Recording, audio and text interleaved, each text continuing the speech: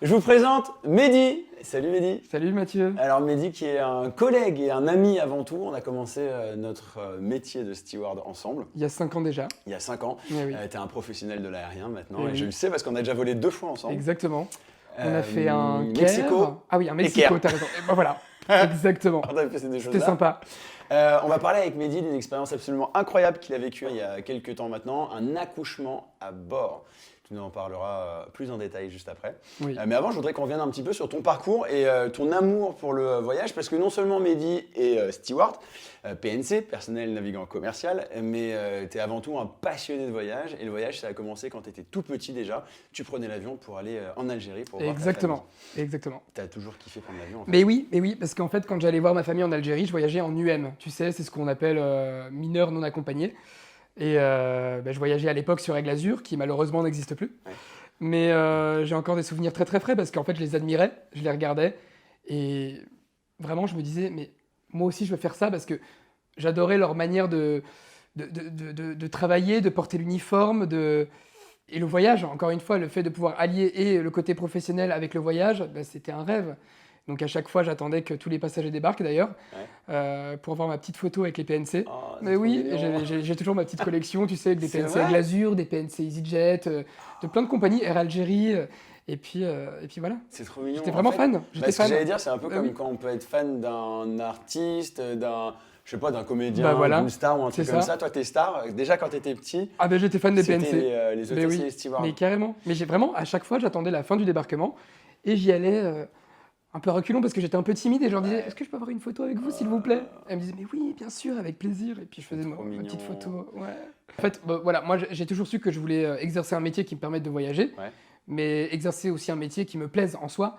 Et donc, je savais que ça allait me plaire. Et puis, dès l'âge de 8 ans, finalement, je crois que c'est le souvenir, ouais, je peux remonter à l'âge de 8 ans. Dès l'âge de 8 ans, je savais que je voulais devenir PNC. Et d'ailleurs, pour amuser la galerie auprès de mes amis, mes camarades de classe, j'imitais les démonstrations de sécurité. Les essais de Non, mais- secours sont situés à À l'avant, l'avant, au centre, et à à l'arrière. l'arrière. Est-ce que tu peux nous expliquer pourquoi les hôtesses et stewards disent à l'avant en faisant comme ça? Parce qu'il y a des gens, je suis sûr, quand j'étais petit, je comprenais pas. Je suis ben non, mais là, t'es en train de montrer derrière toi. Parce qu'on est face aux passagers, en fait, quand on montre les issues de Exactement. secours. Donc voilà, l'avant, c'est derrière. Ouais. Alors, tu as tout un parcours. Tu as décidé d'avoir un bagage solide avant de devenir steward. Tu t'es Exactement. dit, voilà, parce qu'on peut devenir steward à partir de 18 ans, tant qu'on a un niveau Oui. bac, mais toi, tu t'es dit, je veux apprendre des choses, et plus particulièrement les langues Oui, et le tourisme. exactement. C'était quoi ton parcours exactement? Alors voilà, j'ai commencé par une licence d'espagnol Ouais. pour consolider mon niveau en espagnol et pour avoir ce bagage supplémentaire dont tu parlais. Malheureusement, j'ai pas terminé ma licence. Ouais. Entre-temps, j'ai eu l'occasion d'être assistant dans une université à Mexico. Ok. Et ensuite, j'ai fait mon BTS tourisme. Et puis, à la fin du BTS tourisme, j'ai vu une annonce apparaître sur une annonce de recrutement pour l'actuelle compagnie dans laquelle je travaille. Ouais. Et puis, je me suis lancé. Je me suis dit, bon, on y va. Si ça le fait, c'est bien, c'est merveilleux. Et si ça le fait pas, c'est pas grave. Il y aura forcément quelque chose à apprendre. Et puis, j'y suis allé. Et puis, me voilà. 5 ans bientôt que tu es Eh steward. Quel a été ton souvenir le plus dingue? Tu as vécu un accouchement à bord? Eh ben, j'ai vécu un accouchement à bord. Voilà. Je pense que c'est un moment qui, de base, est assez intense. Déjà à la base, comme ça. À la base, Voilà. voilà, l'accouchement, c'est pas anodin, mais dans un avion et dans un environnement confiné, c'est différent. Waouh. C'est un peu plus intense. Comment on gère ça? Qu'est-ce qui se passe? Raconte-nous l'histoire. Mais écoute, on rentrait de Madagascar. Ouais. Je me rappelle, on décollait à 21h. On avait un superbe équipage. Donc voilà, on décolle de Madagascar, tout va bien, on fait le service. Et ensuite, cette passagère qu'on avait déjà repérée, parce qu'elle était enceinte de 7 mois, Ok. nous dit qu'elle commence à se sentir pas très bien. Donc on se dit, bon, on surveille, on surveille. Et puis écoute, peut-être 3h30, 4h après le décollage, elle perd les os. Donc là on se dit, bon, c'est parti. On avait scindé l'équipage en deux. Il y avait la moitié de l'équipage qui était de garde et l'autre moitié qui était de repos. Donc pour assurer la sécurité sur le pont, sur tout l'avion, on a réveillé les copains qui étaient en train de se reposer. On a fait un appel médecin. Parce que voilà, on a beau être formé en secourisme, un accouchement, c'est quand même... Là, c'est pas un malaise vagal. Là, Voilà. On est sur un autre niveau. C'est ça. Ouais. On fait un appel médecin, Mathieu, qui se présente, une gynécologue. Voilà, c'est cadeau, voilà, c'est gratuit. Je pose ça là. Là, tu as quand même le taux de probabilité. Non, Alors, mais c'est vrai qu'on a incroyable. souvent des médecins à bord. C'est vrai qu'on me pose Mais souvent oui. la question. Vous avez souvent des médecins à bord? On a super souvent des médecins La à bord. probabilité fait que. Mais là, tu as quand même quelqu'un qui est spécialisé dans ce qui se passe par là. Donc, je peux te dire que c'est waouh! Mais c'est impressionnant. Comment ça doit être super rassurant. C'est rassurant Ouais. parce que c'est impressionnant et qu'un accouchement, ça reste un accouchement et on a beau être formé, c'est difficile à appliquer. Ouais, surtout quand tu n'as jamais vécu ça, quand tu n'as jamais vu, quand tu. Ouais. Mais c'est ça. C'est ça. Donc la gynécologue nous confirme que le travail a commencé et qu'on va devoir procéder à l'accouchement. Allez! Donc on fait avec le matériel de bord, Ouais. voilà. Donc on installe la passagère Alors, sur... quand on dit matériel de bord, je me permets de te couper. C'est pas avec des cassolettes, des assiettes et des couverts. Hein. On a quand même du matériel. Oui, voilà. On a une trousse disposition. médicale d'urgence et voilà. Et donc on l'installe sur 4 sièges parce que en fait c'était pendant le Covid, c'était en 2020, donc on avait le remplissage en notre faveur. Donc on a pu l'installer sur 4 sièges centraux. Il y avait de la place, on l'a allongé, il y avait de la place. Et puis c'est parti. Waouh. C'est parti. Toi, non, mais à ce moment-là, toi, Mehdi, comment tu te sens toi à ce moment-là? Bah écoute, un peu stressé, mais à un moment tu passes de l'autre côté en fait et tu te dis on y va. Et tu fonces tête baissée. C'est notre rôle. Voilà, c'est notre rôle. Et puis je suis pas tout seul. On est sur un équipage long courrier, on est une dizaine de PNC. Donc on y va, on se soutient, et puis ça va le faire. Il n'y a pas de raison que ça se passe mal, donc on y va. Et finalement, je trouve ça un peu excitant, parce que je me dis, je vais vivre un accouchement dans un avion, et c'est extraordinaire. Alors la question que tout le monde se pose, je pense, en tout cas je me la pose. La légende urbaine. Ouais, la légende. Mais L'enfant, il est... Non.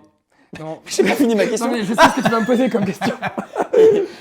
Vas-y, pose-moi ta question. Non, vas-y, réponds à ma question que je t'ai pas posée. Alors, on va voir si on est sur la même. Lorsqu'un enfant naît dans un avion, il n'a pas de gratuité à vie. Voilà. C'est une légende. C'est une légende urbaine. Ouais. Non. Donc on y va. Le médecin nous assiste, nous rassure. En parallèle, on est en contact avec le SAMU, qui nous assiste également. Bon, problème, c'est que le col est trop étroit. Et ça passe pas. Donc en fait, si on ne déroute pas, non seulement la vie du bébé est en danger, mais la vie de la maman également. Autre problème, nous survolons le Soudan. Oui, parce que je vous rappelle qu'on est dans l'avion à ce moment-là. Voilà, on est toujours dans un avion, on est au-dessus de l'Afrique de l'Est, donc au-dessus de territoires qui ne sont pas très accueillants en termes de structure hospitalière. Parce que l'idée, c'est de se poser le plus vite possible. Voilà, et en termes de géopolitique aussi. Voilà. Donc il y a tout ça à prendre en compte. Donc au poste de pilotage, c'est un peu le rush qui est en contact avec le SAMU, avec une cellule de la compagnie aérienne pour laquelle je travaille. Donc voilà, il y a tout ça à prendre en compte, c'est un peu le rush. Et finalement, on a l'autorisation de dérouter au Caire, donc en Égypte. L'aéroport a été mis au courant, donc on déroute. On a été accueillis par tous les services compétents. Et du coup, on a pu débarquer la passagère et qui a pu poursuivre son accouchement parce que c'était pas possible. Elle perdait énormément de sang et elle avait très très mal. Elle criait, tu sais, c'était très impressionnant. Le bébé était déjà un peu sorti ou pas? Non, pas du tout. Ça passait pas en fait. D'accord, ok. Ouais, le col était trop serré, donc là, il fallait vraiment. Elle perdait beaucoup de sang. D'accord, ok. Elle perdait énormément de sang. Donc là, vous vous posez au Caire. Il y a tous les services hospitaliers du Caire qui prennent en charge la maman. T'as des nouvelles de la maman? En fait, ce qu'il faut savoir, Mathieu, c'est que dans la compagnie pour laquelle je travaille, on n'est pas forcément autorisé à avoir des nouvelles de ce genre d'événement. En fait, c'est tout simplement pour préserver les salariés. Voilà, parce qu'en fonction de notre sensibilité, on peut être plus ou moins touché. On est tous des humains complètement différents. Et donc, on ne nous tient pas forcément au courant. Voilà. Donc, on sait que cette passagère a débarqué, qu'elle a pu poursuivre son accouchement dans un hôpital au Caire. Et basta. Bon, on ne saura jamais. Ok. Ça a dû être une expérience riche en émotions, riche en, je sais pas, en développement professionnel, humain. Ça a dû créer des liens avec tout ton équipage parce que vous étiez tous sur le pont à ce moment-là en train de gérer cette situation. Alors j'imagine quelques-uns avec la maman et puis tous les autres qui devaient assurer la sécurité à bord s'il se passe un truc ou quoi. Enfin, ça a dû vous lier. Tu es toujours en contact avec ton équipage?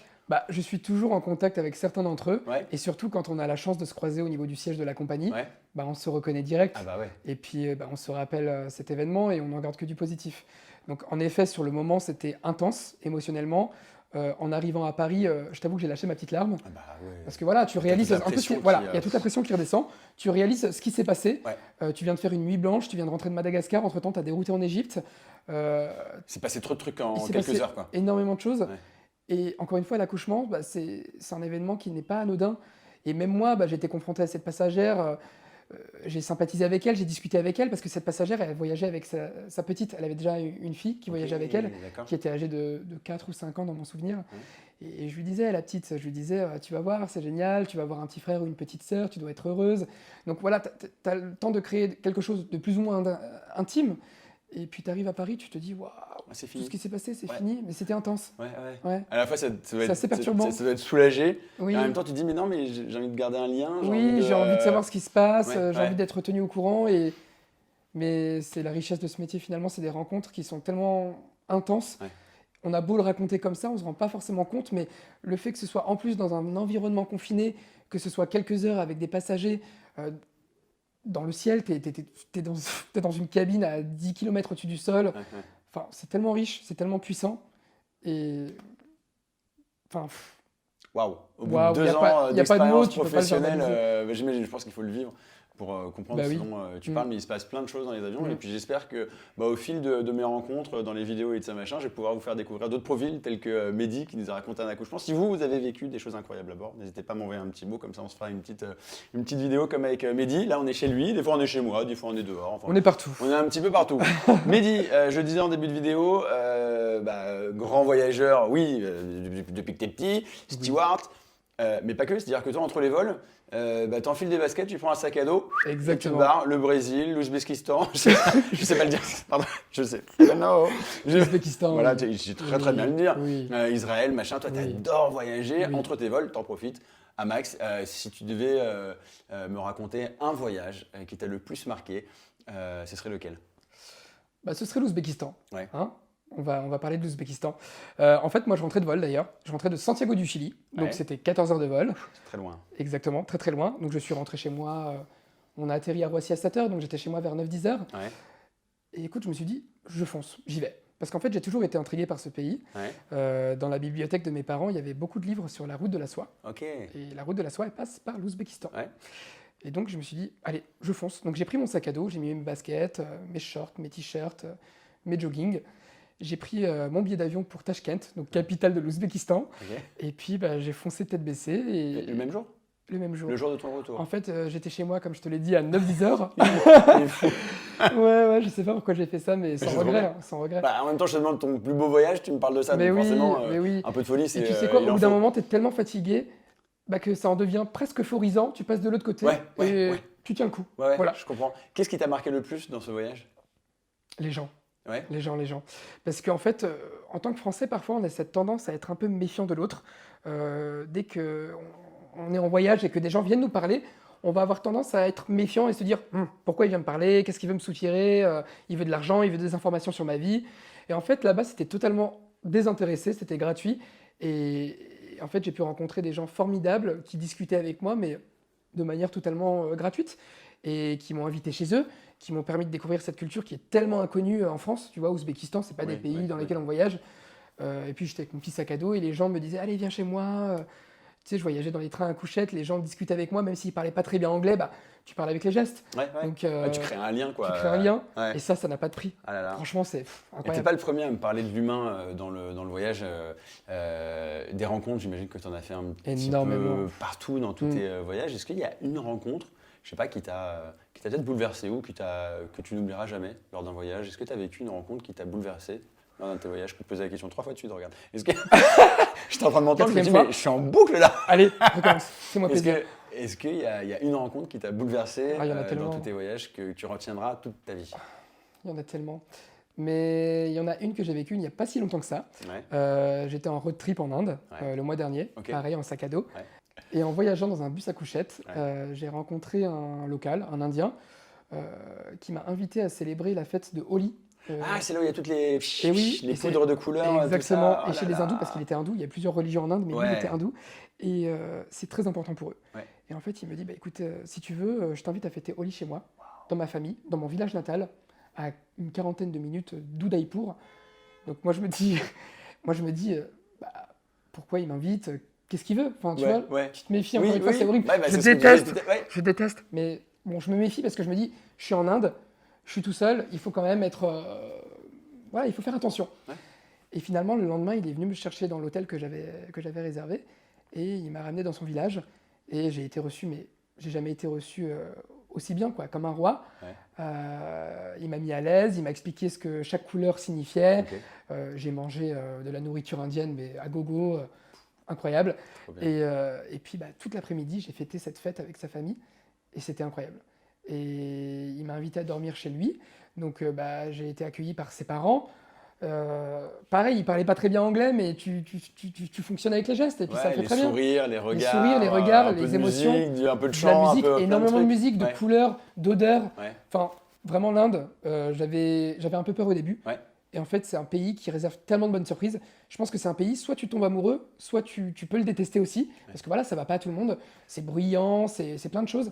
Et en fait, quand tu tombes amoureux de ce pays, ça te réserve plein de bonnes surprises. Mais c'est marrant ce que tu dis sur l'Inde parce que pour y être allé une fois en vacances avec mes parents et plusieurs fois en escale. Ah, je savais pas que tu étais allé en vacances là-bas. Ouais. Et ben, en Génial. fait, je me rappelle la première fois que mes parents m'ont dit on va partir en Inde, 2 tu semaines te avant le conditionnes. voyage. Ah bah non, je me suis conditionné, mais en négatif, j'avais une boule au ventre, j'avais pas Ah envie d'y oui, aller, j'avais ouais. peur. Ouais. Enfin, si tu veux, c'était tellement différent pour moi. J'avais peur d'être confronté à une extrême pauvreté, Oui. et c'est le cas. C'est le cas.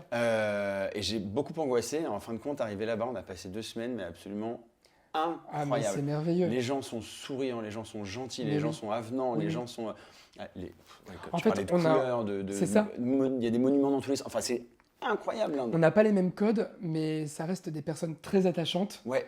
Et dans le partage, Ouais. vraiment, je suis tombé amoureux de ce pays.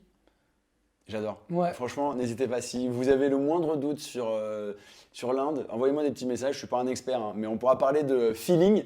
Et puis, pour plus d'infos, vous demandez à Mehdi. Avec grand Il plaisir. pourra vous donner des bons plans. J'ai plein de- Pour toi, le voyage, Mehdi, ça représente quoi et qu'est-ce que ça t'apporte? Moi, personnellement, quand je voyage, je me sens vivant. Parce que la vie est tellement courte et tellement imprévisible que d'avoir la chance de voyager, il vaut mieux en profiter. Ouais. Et à travers le voyage, c'est l'apprentissage. Parce que voilà, ça te sert de leçon finalement, parce que tu apprends à rester humble. Et je pense que c'est une des plus belles qualités. Et tu rencontres plein de gens. Et voilà. Moi, si je peux résumer le voyage, c'est l'apprentissage, Ouais. la vie, la positivité. Et tu oublies plein de choses en fait. Ça te permet de passer à autre chose en fonction de ce que tu vis dans ta vie personnelle. Et c'est juste merveilleux. T'es heureux? Ah, je suis très heureux. C'est quoi ta clé du bonheur à toi? Déjà, je suis extrêmement épanoui dans mon métier de steward. Ouais. Voilà. Le voyage, je suis très bien entouré. Il faut être très bien entouré, hein, parce que c'est un métier qui est merveilleux. Mais je veux dire, il faut être content de partir et il faut être content de rentrer à la maison. Et quand tu rentres à la maison, il faut être entouré de ses amis, de sa famille, D'avoir ses de tout ce qui repères. va bien. Avoir Parce ses qu'on repères. perd un C'est- petit peu ses repères C'est dans le très métier. important, hein, sinon tu peux vite te perdre. Mais Ouais. non, c'est bien d'avoir ses repères. Trop bien. Je te Ouais. souhaite une excellente carrière. Merci. Toujours toi plein de aussi. rencontres, tout plein Ouais. de bonheur, des voyages à tire-larigot. À J'avais envie de tire-larigot. dire tire-larigot. Oh, Voilà, c'est mignon. voilà. Merci Mehdi. Avec Et, plaisir. à bientôt. À très vite. On se boit un café juste après. Allez. Trop bien. Merci. À bientôt. Oui, ça s'arrête comme ça d'un coup. C'est radical. Voilà. Non, mais on va pas faire les trucs. N'hésitez pas à nous envoyer des messages, partager, machin, vous le savez. Bisous, ciao. Bisous.